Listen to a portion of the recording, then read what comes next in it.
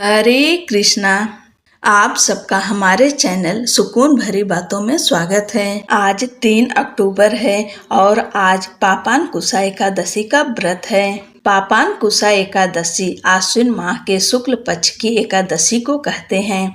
इस एकादशी का महत्व स्वयं भगवान श्री कृष्ण ने धर्मराज युधिष्ठिर को बताया था।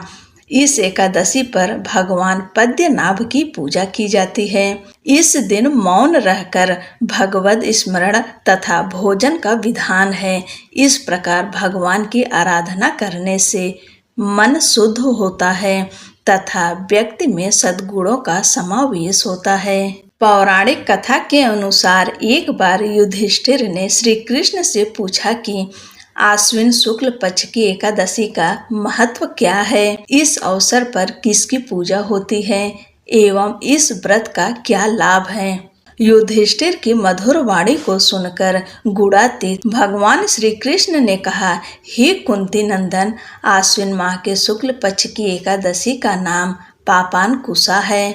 इसका व्रत करने से सभी पाप नष्ट हो जाते हैं तथा व्रत करने वाला अच्छे पुण्य का भागी होता है। इस एकादशी के दिन इच्छित फल की प्राप्ति के लिए भगवान विष्णु का पूजन करना चाहिए।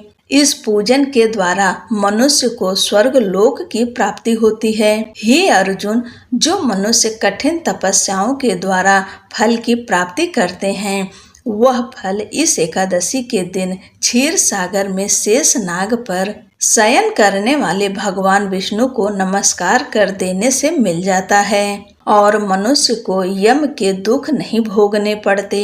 हे पार्थ, जो विष्णु भक्त शिव जी की निंदा करते हैं अथवा जो शिव भक्त विष्णु भगवान की निंदा करते हैं, वे नरक को जाते हैं। 1000 अश्वमेघ और 100 राजसूय यज्ञ का फल इस एकादशी के फल से 16वें भाग के बराबर भी नहीं होता।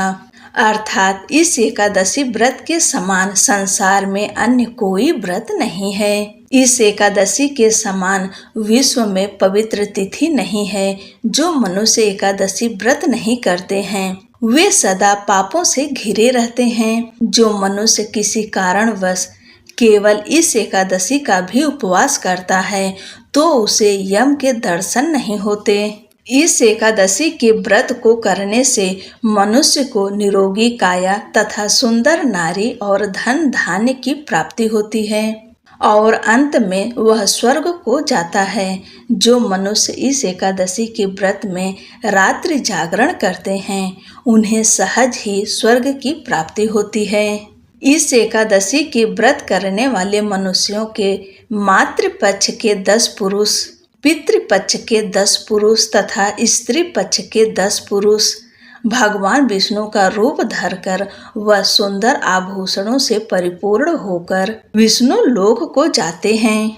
जो मनुष्य आश्विन माह के शुक्ल पक्ष की पापानकुशा एकादशी का विधान पूर्वक उपवास करते हैं, उन्हें विष्णु लोक की प्राप्ति होती है। जो मनुष्य एकादशी के दिन भूमि, गौ, अन्न, जल, खड़ाऊ, वस्त्र, छत्र आदि का दान करते हैं, उन्हें यम के दर्शन नहीं होते। दरिद्र मनुष्य को भी यथाशक्ति कुछ दान देकर कुछ पुण्य अवश्य ही अर्जित करना चाहिए।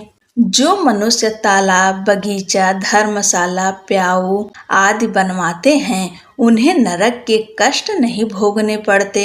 वह मनुष्य इस लोक में निरोगी, दीर्घायु वाले पुत्र तथा धन धान्य से परिपूर्ण होकर सुख भोगते हैं तथा अंत में स्वर्ग लोक को जाते हैं। भगवान श्री हरि की कृपा से उनकी दुर्गति नहीं होती।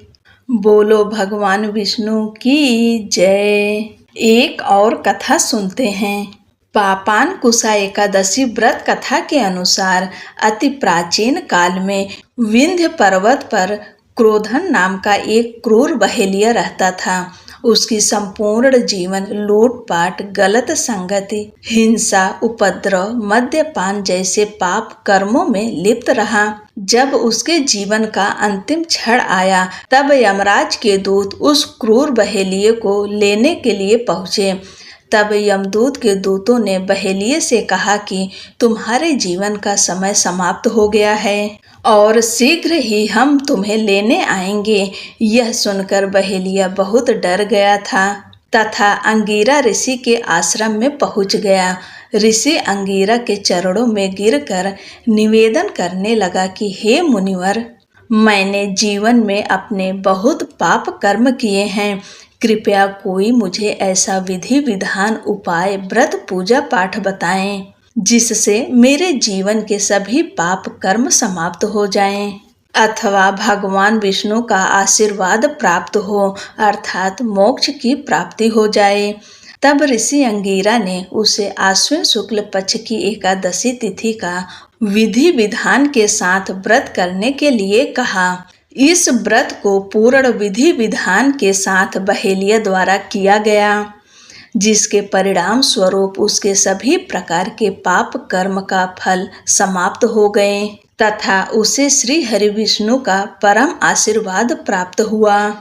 तब से ही पापानकुशा एकादशी का व्रत किया जाने लगा। जो लोग भी अपने पापों से मुक्ति पाना चाहते हों उन्हें इस व्रत को अवश्य करना चाहिए। बोलो भगवान विष्णु की जय, लक्ष्मी नारायण की जय।